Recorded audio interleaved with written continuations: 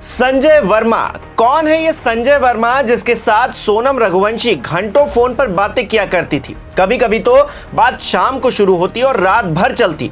जब सोनम का phone check किया गया तो एक नंबर ऐसा मिला जिसने पुलिस का माथा ठनका दिया। संजय वर्मा के नाम से सेव इस नंबर पर सोनम ने 3 हफ्तों में 200 से ज्यादा बार कॉल किया है। ऐसे में सवाल यह है कि संजय वर्मा आखिरकार कौन है?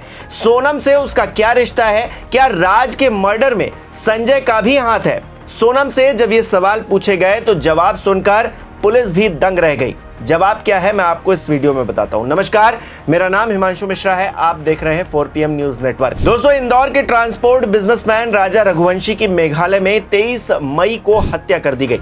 राजा हनीमून के लिए अपनी पत्नी सोनम के साथ में सोहरा के वेइसा डोंग वाटरफॉल घूमने गया था, जहां हत्याकांड को अंजाम दिया गया। कुछ दिनों के सस्पेंस के बाद परतें खुलना शुरू हुई तो सोनम ही असली साजिशकर्ता निकली और अपने बॉयफ्रेंड राज कुशवाहा के साथ मिलकर उसने अपने पति के खिलाफ ही खूनी स्क्रिप्ट लिखी। इस केस में सोनम और राज के अलावा 3 और लोगों को पुलिस ने गिरफ्तार किया है। इस बीच एक और नया नाम निकलकर सामने आया है, जिसके बारे में हैरान करने वाली जानकारियां भी आ रही हैं। पुलिस जांच के दौरान जब सोनम का फोन चेक किया गया तो कॉल डिटेल निकलवाई गई और संजय वर्मा नाम के शख्स पर पुलिस का ध्यान गया।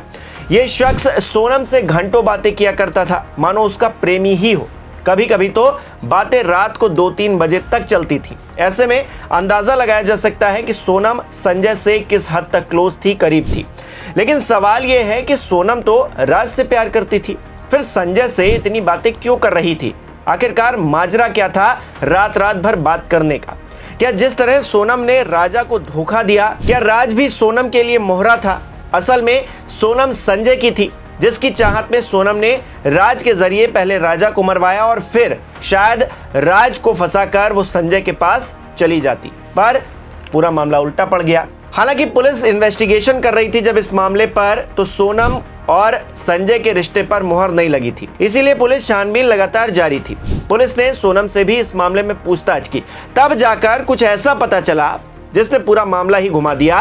पूरे मामले पर पुलिस भी हैरान रह गई जवाब सुनकर। दोस्तों, सोनम का दिमाग हमेशा से ही शातिर था। उसे पता था कि वो कब क्या कर रही है और उसको ये भी पता था कि इसका अंजाम क्या हो सकता है। फिर भी बेखौफ होकर वो ऐसे प्लान्स बना रही थी जैसे किसी को कुछ पता ही नहीं चलेगा। कैसे, चलिए मैं आपको बताता हूं। जानकारी के मुताबिक सोनम ने खुद इस बात का खुलासा पुलिस पूछताछ में किया है कि उसके फोन में सेव संजय वर्मा आखिरकार कौन है। तो संजय वर्मा कोई और नहीं बल्कि खुद राज कुशवाहा है। जी हां, आपने सही सुना। अगर आपने बचपन में शक्तिमान देखा होगा तो वही वाला हाल है कि गंगाधर ही शक्तिमान है। सोनम रघुवंशी ने 1 मार्च से 8 अप्रैल के बीच में संजय वर्मा के नाम से सेव नंबर पर कई बार कॉल किए। ये नंबर राज कुशवाहा ही इस्तेमाल कर रहा था। लेकिन ऐसा क्यों था? सोनम ने राज कुशवाहा का नाम संजय शर्मा के नाम से क्यों सेव किया था? इसका जवाब यह हो सकता है क्योंकि राज सोनम के पिता की फैक्ट्री में काम किया करता था, एक नौकर था। तो सोनम अफेयर को छिपाने के लिए ऐसा कर सकती है। बताया जा रहा है कि सोनम के परिवार को पहले से अफेयर के बारे में पता था, लेकिन राजा के परिवार को कुछ भी नहीं पता था। ऐसे में सोनम ने राज को नया नंबर दिलवाया और उसी के जरिए राज के संपर्क में वो लगातार बनी रही। इससे राज से अफेयर का जो चैप्टर था वो दुनिया भर के लिए बंद हो गया, लेकिन दोनों की गुफ्तगू होती रही। इसी नंबर का इस्तेमाल साजिश की प्लानिंग के लिए भी हुआ होगा, तभी तो 3 हफ्ते में 200 से ज्यादा कॉल निकलकर सामने आए हैं। रात रात भर मर्डर प्लान किया जा रहा था और मर्डर के बाद एस्केप प्लान किया जा रहा था। फिर राजा रघुवंशी की हत्या के बाद यह नंबर अचानक बंद भी हो जाता है। इससे पुलिस ये समझ रही है कि यह नंबर किस तरह से राज कुशवाहा इस्तेमाल कर रहा था और हत्याकांड को अंजाम देने के बाद किस तरह से ये बंद कर दिया गया जब इसका काम खत्म हो गया। शायद आरोपियों ने राजा की हत्या के लिए ही अलग से ये सिम खरीदा हो, जो हत्या के बाद बंद करके फेंक दिया गया। पर अफसोस दोस्तों, अपराध के धागे तब भी खुल गए और सब कुछ एक्सपोज हो गया, क्योंकि अपराधी कितना भी शातिर क्यों ना हो, सबूत वो छोड़ ही जाता है और राज और सोनम ने भी कुछ ऐसा ही किया। फिलहाल इंदौर पहुंची मेघालय पुलिस की एसआईटी उन सभी जगहों पर जांच पड़ताल कर रही है जिसका संबंध राजा, सोनम और राज से है। एसआईटी ने सोनम रघुवंशी के घर पहुंचकर भी पूछताछ की है। कड़ी से कड़ी जोड़ने की कोशिशें की जा रही हैं। दोस्तों अब ये मामला केवल लव ट्रायंगल का नहीं रह गया है, यहीं तक सीमित नहीं है। एसआईटी की एक टीम इंदौर में डेरा डाले हुए है और ये जांच कर रही है कि कहीं इस हत्याकांड के पीछे कोई फाइनेंशियल एंगल तो नहीं है। पुलिस कुछ अन्य लोगों से भी पूछताछ कर रही है जिसका राजा की प्रॉपर्टी और बिजनेस से कोई लेना देना हो सकता है।